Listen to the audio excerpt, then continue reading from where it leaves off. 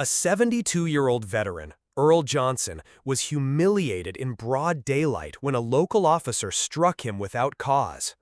That officer, Rick Thompson, had long carried himself with arrogance, believing his badge made him untouchable. But fate had a twist waiting. Earl's son Marcus, a high-ranking FBI agent, arrived at that very moment.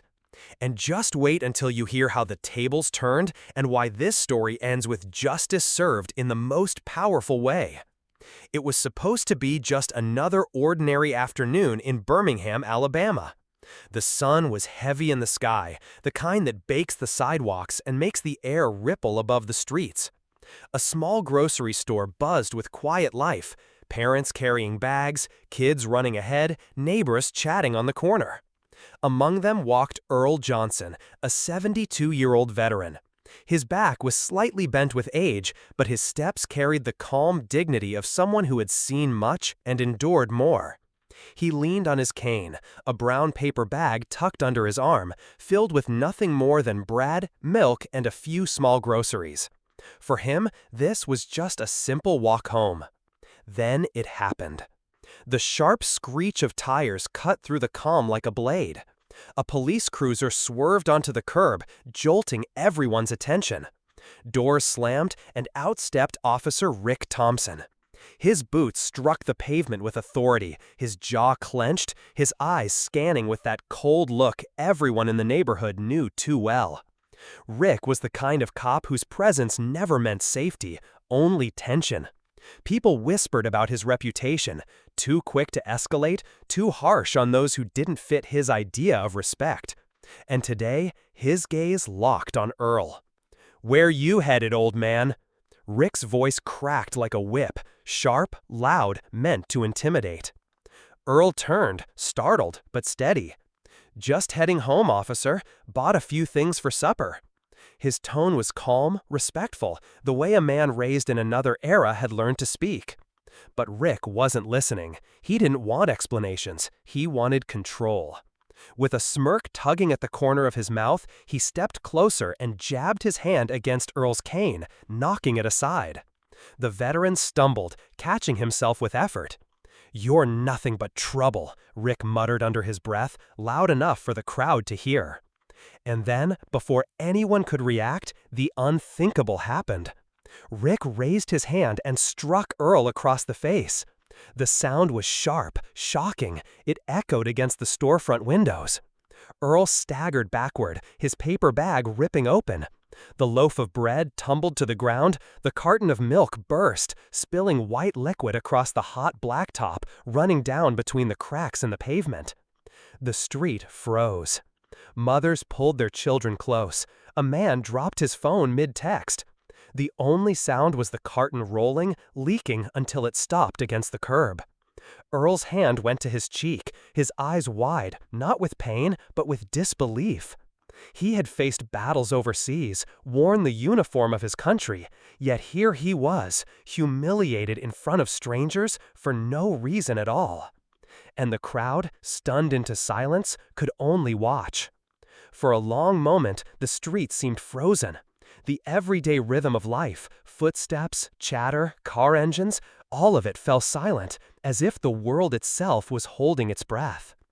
Earl Johnson stood there, his hand pressed gently against his cheek. His cane lay on the ground beside him, abandoned. The paper bag that once carried his groceries was torn open, its contents scattered at his feet. He didn't bend to pick them up.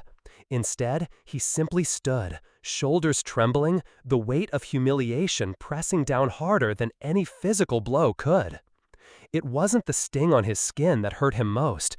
It was the sting to his dignity. The shame of being treated as if he was invisible, less than a man, right in the neighborhood where he had lived for decades. This was a man who had once carried the American flag on his sleeve in Vietnam, who had fought in jungles thousands of miles away. And yet here, at home, he was being treated like nothing. His lips quivered as he spoke, his voice breaking the silence. "Why are you doing this?" It wasn't anger, it wasn't defiance. It was a simple, human question, almost pleading, searching for reason in the unreasonable. Rick leaned in, his shadow falling over Earl. A crooked grin spread across his face, the kind of grin that revealed not strength, but arrogance. It was the expression of someone who believed no one could challenge him, no one could hold him accountable. The crowd around them shifted uneasily. Mothers hugged their children closer. A man stepped forward, then stopped himself, jaw tight. Everyone wanted to do something, anything, but the badge on Rick's chest seemed to paralyze them. It wasn't just a piece of metal, it was a shield of power, one that made good people hesitate even when their hearts screamed for justice. Yet, even in that moment of silence, when Earl seemed so small, so fragile, there was something in his eyes that hadn't been broken. Behind the hurt, behind the humiliation, a quiet fire still flickered. The fire of a man who had endured hardship before, who had seen the worst of the world and had survived it. And though his body looked frail, that glimmer reminded everyone watching that dignity is not something easily stolen. And then, in the middle of that unbearable silence, the unexpected happened. A sleek black SUV rolled to the curb, its tires crunching against the pavement.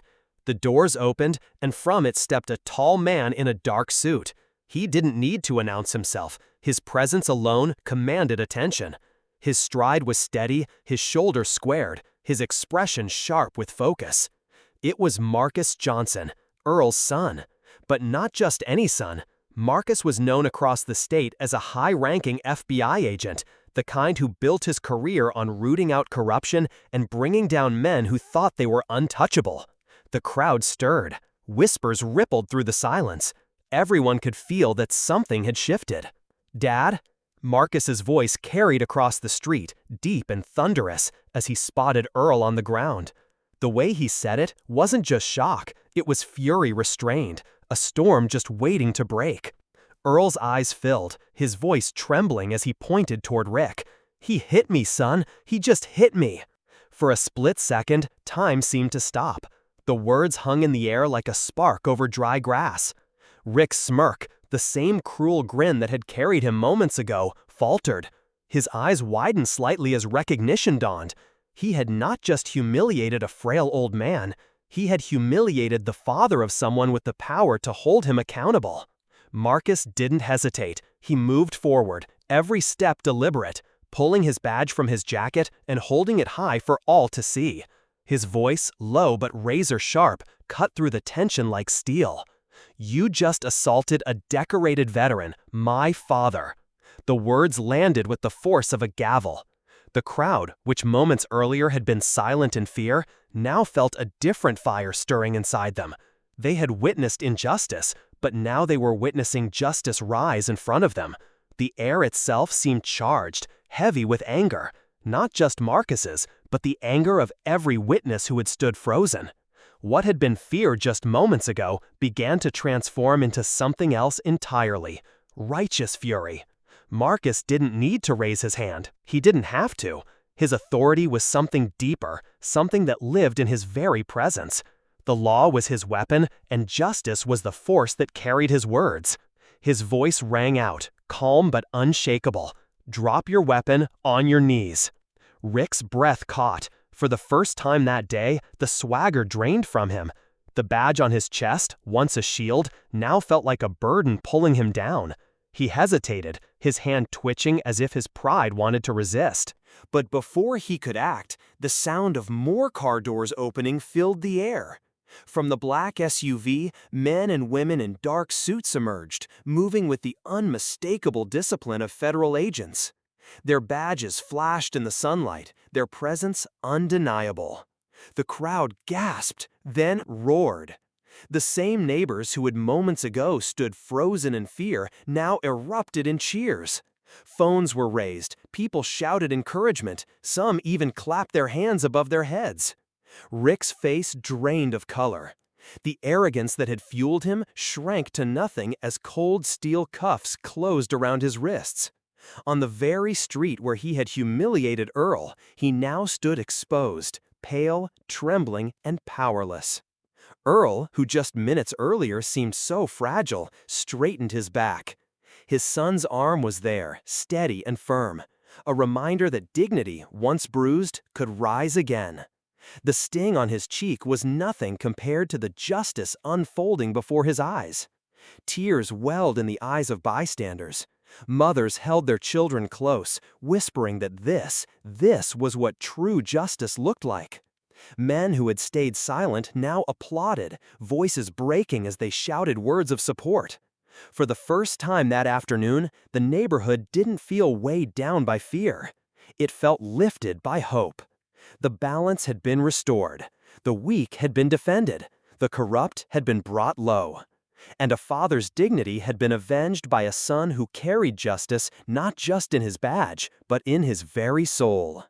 And in that single, unforgettable moment, everyone watching felt it deep inside: satisfaction, catharsis, the sweet release of seeing power finally used the way it was meant to be. Justice, clear and undeniable, had taken its rightful place.